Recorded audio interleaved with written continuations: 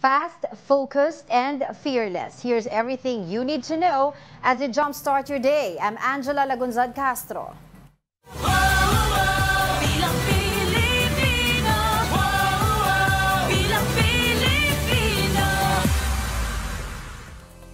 Over 18,000 positions are up for grabs in the next year's midterm elections. Voters will elect 12 senators and 63 new party list representatives in the 2025 polls. 254 seats for congressional district representatives will also be available. For local polls, there are 82 seats each for governor and vice governor and 800 seats for Sangguniang Panlalawigan members. 149 seats for each city mayor and city vice mayor and 1,690 Sangguniang Panglungsod members are also available. Around 1,400 seats for municipal mayor and municipal vice mayor and almost 12,000 Sangguniang Bayan members are up for grabs.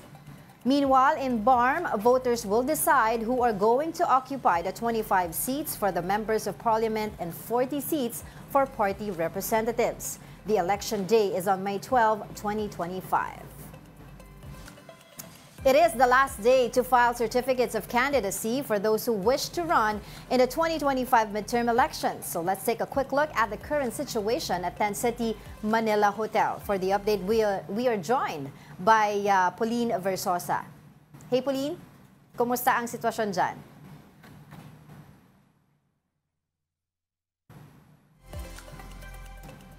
Yes, Pauline. Yung audio mo? Yan. We will try to get back to Pauline later on. But for the meantime, 127 senatorial aspirants have filed their certificates of candidacy for next year's elections.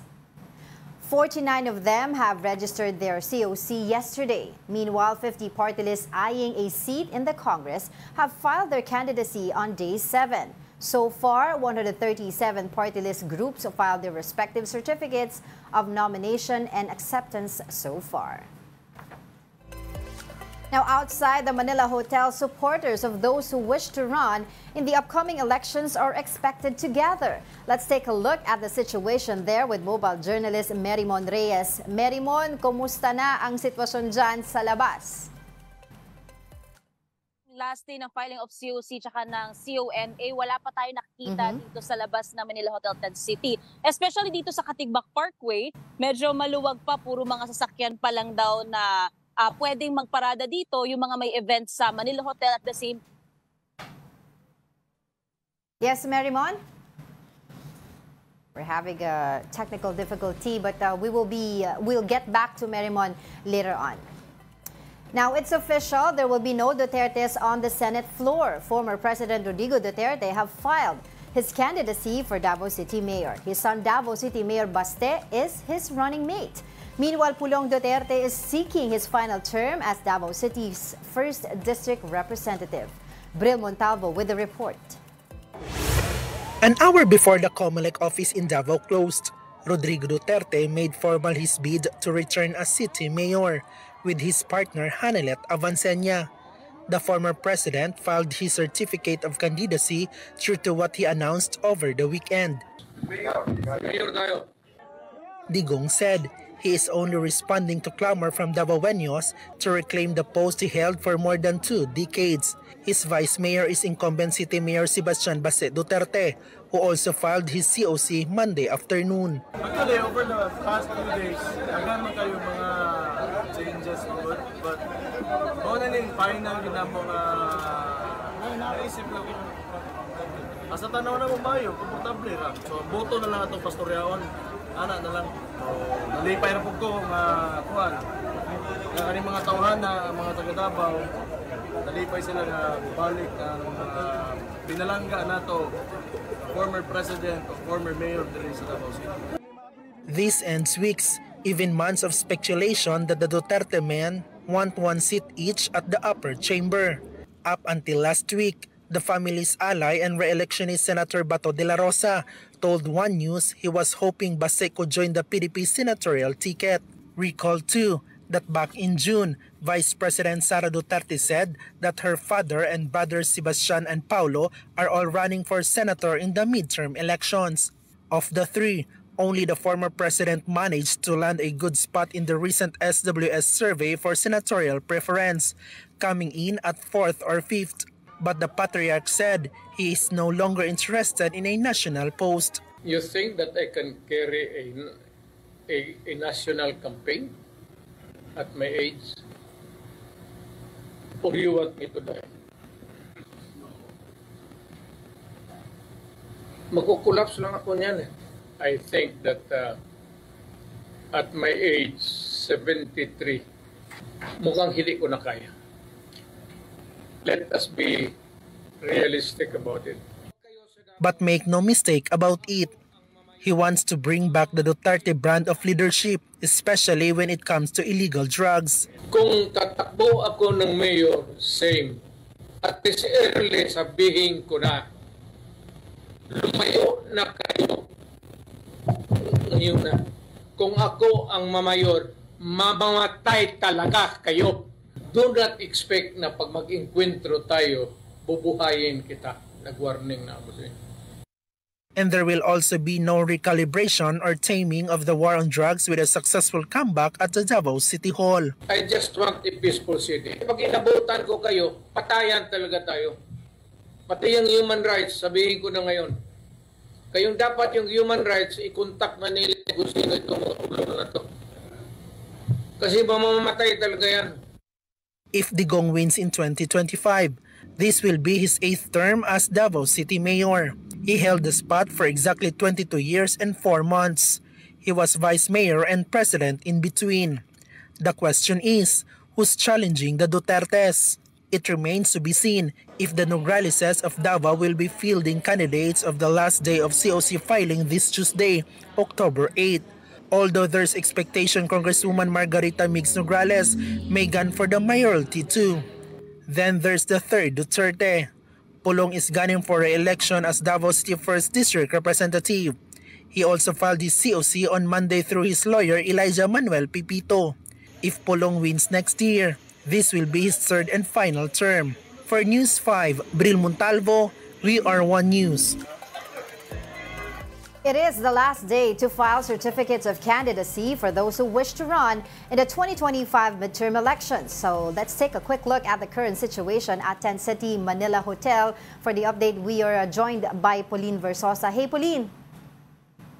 Hey, Angela. Good morning. Well, as you mentioned, it is the 8th and final day of the filing of certificates of candidacy. We are here at the Tent City in Manila Hotel, where senatorial aspirants in particular and party list hopefuls will be filing their candidacies. Now, over the last 7 days, we've seen a lot of familiar faces, right? We've seen re-electionists, high-profile candidates, newcomers, celebrities. But today, since this is the last day, surprises could still come here and there.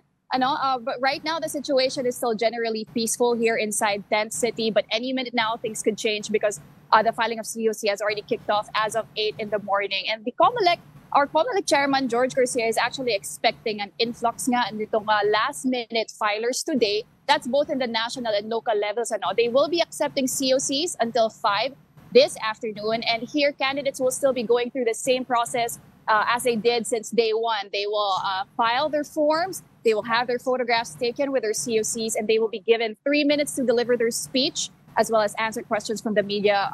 Then that will last for 7 minutes or 10 minutes in total. They will have another photo op, and after that, they will proceed to the pledge wall where they will sign yung kanilang panata para sa darating na eleksyon. Kaya naman tuloy-tuloy lang yung pag-monitor natin dito sa Tent City this morning. Angela. Pauline, base dun sa mga senatorial aspirants, parang si Senator Bam Aquino na lang ang natitira, Kiko Pangilinan, no, ang natitira sa hindi pa nakakapag-file ng kanyang certificate of candidacy. Meron ba tayo naririnig na nagsasabi dyan kung anong oras siya darating? Okay, yes, Angela, no, as you mentioned, si Kiko Pangilinan na lang ang hindi pa nakakapag-file ng kanyang COC. We are expecting him today. Hindi pa tayo sure exactly kung what time ayan, pero definitely today. Actually, this morning we also learned a new development, pero haka-haka pa lang ito, no? Magpa-file daw ng certificate ang TV host na si Willie Revillame.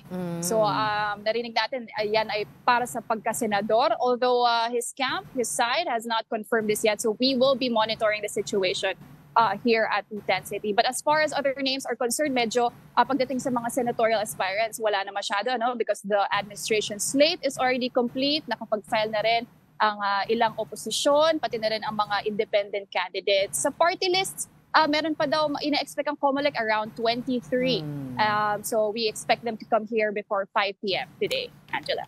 All right, thank you so much, Pauline Versosa. Now, Carlo Nograles has resigned from his post as chairperson of the Civil Service Commission. In his resignation letter, Nograles thanked President Bongbong Marcos for the opportunity to serve. Nograles added that he will return to his roots in Davao City, where he hopes to bring and apply the lessons he learned. Nograles previously served as cabinet secretary under the Duterte administration. Outside the Manila Hotel, supporters of those who wish to run in the upcoming elections are expected to gather. Let's take a look at the situation there with mobile journalist Merimon Reyes. Merimon, kumusta ang sitwasyon dyan sa labas? Angela, so far wala pa yung presence ng mga magpa-file this last day na filing of COCs at ng CONA. Even itong Katigbak Parkway, ang nakikita pa lang natin mga sasakyan pa lang ito na permitted na pumarada, especially if may event sila ngayon sa Manila Hotel and yung mga magpa-file nga dito sa COMELEC. Nabanggit din sa atin na ine-expect na lang nila about 20 filers na lang for senators and party list nominees ang ine-expect today. However, tinitingnan pa natin at the very last minute, baka mayroon pa daw mga humabol, kaya security measures are still on place. At the same time, ipaprocess pa rin ng COMELEC ang mga magpapasa ng requirements kahit lagpas 5 o'clock p.m. given na nandito na sila before the deadline. So tulad kahapon, 6 p.m. natapos yung filing of COCs at CONA, tuloy pa rin ang pagproseso until today's last day. Angela. Merimon, nung first day of filing ng Certificate of Candidacy, magkasama tayo pumunta dyan at nadaanan natin at nakita natin talaga na umpisa pa lang ay may mga supporters. Na ngayon ba, pwede bang iikot mo ko ngayon kung ano yung diferensya from first day to last day of filing? Angela, noong unang araw, sobrang wala pa tayong makikita sa paligid dito sa Katigbak Parkway. However, ngayon kasi, kaya marami mga sasakyan dito, may event daw na magaganap din sa Manila Hotel. Tulad kahapon, dumating dito ang Korean Embassy, kaya punong-puno itong Katigbak Parkway ng mga sasakyan. Pagdating naman doon sa mga supporters, meron na lang silang designated area malapit sa harapan ng Ocean Park kung saan pwede na lang silang pumwesto. Unlike na first day na nandito tayo, dito sila literal na nasa harapan ng Manila Hotel nag-gather. Since nagkukos din sila ng kaunting ingay at saka nga yung traffic flow dito para sa mga permitted na vehicles ay nagaganap, binigyan sila ngayon ng designated area doon. Pero today, wala pa, siguro mamaya-maya pa o kaya hanggang sa last minute, last hour ng last day of filing of COC and CONA, makikita natin ang mga supporters. Angela. Although, Merimon, sa ibang lugar naman magaganap supposedly itong pagkikita ng mga supporters, pag-support nila kaya magpa-file na kay former Manila Mayor Isko Moreno ng kanyang Certificate of Candidacy. May mga nakausap ka ba dyan ng mga several supporters na papunta doon sa event kung saan sila mag-gather? Ang meron dito, Angela, sila ay mga content creators daw o kaya mga vloggers. At the entire day, habang ongoing lagi yung filing dito sa COMELEC, naka-live sila. At ilan dito ang ginagawa nila, nagpapakita raw sila ng suporta sa mga kandidato, nakikipagdebate nga raw sila sa mga napupunta sa live nila. Yun daw yung way nila ng pagpapakita ng suporta at yung sinasabi ng pangangampanya sa kandidato nila. And for sure, hanggang doon sa official days na pangangampanya, nandun din daw sila, be it local or national. Angela. Alright, maraming salamat sa iyo, mobile journalist Merimon Reyes. Let's now take a quick look at today's other headlines. In the Philippine Star, Pag-asa has declared the official termination of the Southwest Monsoon or Habagat. This means the country is now transitioning to the Northeast Monsoon season, which may be apparent and declared in the coming weeks. And in business world, the Philippines' gross international reserves rose to a record high at end September. The Bangko Sentral ng Pilipinas says dollar reserves increased by 3.8% to $112 billion, $107.9 billion at the end of August. In other news, nangako si South Korean President Yoon Suk-yeol na papaigtingin pa nila ang pakikipagtulungan sa Pilipinas pagdating sa depensa at seguridad. Para bigyan ng mukha ang balita, Mobile Journal Julie Baiza.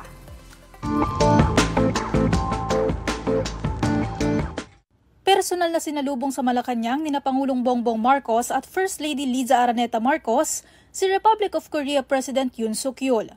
Nasa bansa si President Yoon para sa 2 araw na state visit kasama si First Lady Kim Kyun-hee. Sa kanyang opening statement, hinimok ni PBBM si President Yoon na makipagtulungan sa pagpapanatili ng seguridad at kapayapaan sa rehiyon, sa gitna ito ng tensyon sa West Philippine Sea.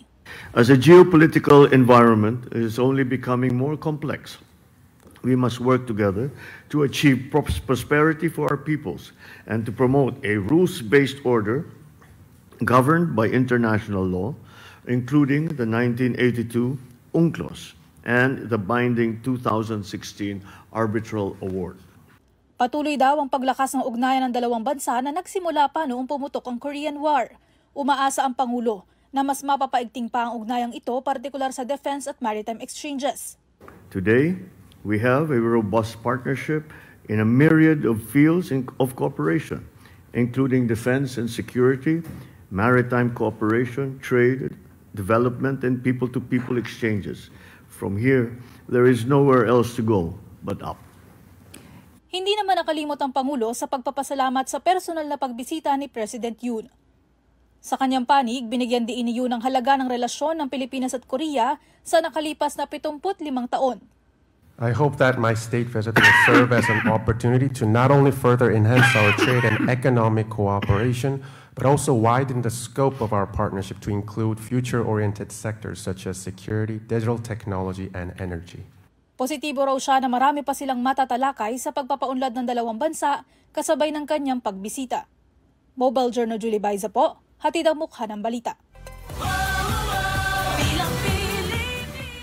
The number of registered voters in the country climbed to around 68 million.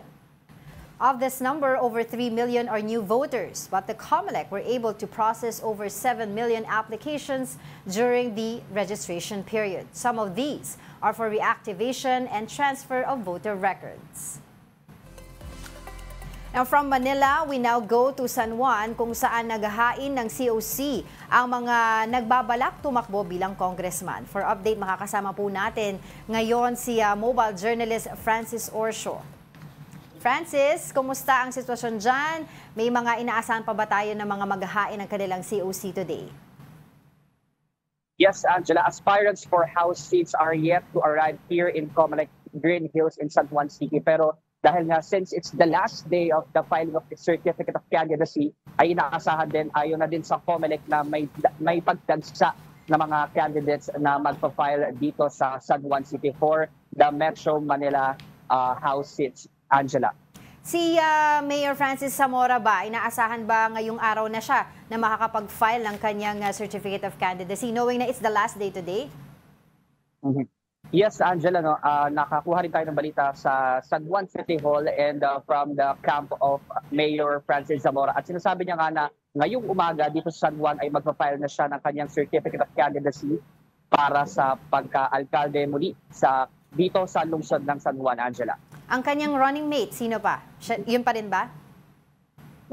Angela, para doon sa kanyang running mate ay inaasahan naman natin na ay magbibigay ng update din ng isang ating mobile journalist na naka-assign din sa San Juan City, Angela. Right. Okay, sige. Maraming salamat sa iyo, mobile journalist Francis Orsio. Alright, San Juan City Mayor Francis Zamora will file a COC for re-election today. For update, we will be joined by mobile journalist Denise Valdesancho. Hi Denise, kumusta ang sitwasyon dyan? As my question kay Francis kanina, nakapag-file na ba ng Certificate of Candidacy si Mayor Zamora? Angela, good morning. Nandito tayo ngayon sa Santuario del Santo Cristo Parish, no, kung saan meron misa ang kampo ni incumbent Mayor Francis Zamora. At tama nga, no, yun na pag-usapan niya ni Francis. Maya-maya lang pagkatapos ng misa, magkakaroon ng marcha papunta sa COMELEC dito sa San Juan upang officially mag-file na ang kampo ni incumbent Mayor Francis Zamora. Sino-sino ba yung makakalaban ni incumbent Mayor Francis Zamora? Sa mga napagtanungan natin kanina, no, Angela, wala pang opisyal na nag-a-announce. So today, no, sa last day ng filing, inaabangan pa rin ng mga tao dito kung sino nga ba ang makakalaban ni Mayor Francis Zamora. Pero para naman sa kampo niya ay asahan pa rin natin yung mga iilang pamilyar na muka. Tulad nga nung mga maririg-elect na tumatakbo for re-election is si Vice Mayor Attorney Angela A.A.A. Agkawili, maging ang kanyang kapatid running for re-election na si Bel Zamora. Kanina nga lang din, Angela, no, kararating lang ng ilan sa mga running for councilor dito, tulad ng mga prominenteng former basketball player pa rin ngayon na si James Yap, si Don Aliado at si Renren Ritualo. Angela. Do we have information kung bakit today sila nag-file, kung kailan napili nila yung last day of filing ng COC? Wala namang nabanggit na impormasyon kung bakit ngayon, Angela. Pero yun nga yung naka-schedule at ngayon sa kampo nila, kumpleto na sila dito. At sana nga daw, no, straight na katulad nung dati, 15 dito sa parte ng kampo niya ang manalo for re-election this 2025. At kabilang nga dyan, Angela, no, ilan pa dyan sa mga kabilang ay per District 1 for re-election, si Ryan Llanos D, si Ervic Vijandre, isa ring basketball player, at ang mga bagong kandidato andyan si Boyet Tolentino at Dennis Pardines. Ilan naman sa District 2, yan nga nabanggit ko, si Don Aliado, isang basketball player, si Totoy Bernardo, Bea de Guzman, Maki Matay, Kit Peralta at Franco Tanyada-Yam. So mamaya abangan natin 9 a.m. Actually medyo nag-stretch yung oras dahil kararating lang nila Mayor Francis Zamora. Medyo natagalan tayo sa pag-antay kay Mayor Francis, no? May mga nakaabang talaga ditong supporters at may pabanda pa, at maya-maya 9 a.m. COMELEC para sa filing ng candidacy ng mga aspirants natin, at 10:30 naman para kay Congresswoman Bel Zamora for re-election ng pagiging representative dito sa San Juan. At bukod dyan, no, meron pa nga silang tinatawag na marcha papunta dito sa COMELEC sa San Juan. Yan ang aabangan natin o babantayan natin mamaya. Lastly, Denise, meron ba tayong information kung meron din magkakalaban kay Mayor Zamora mula naman sa pamilya ng ehersito?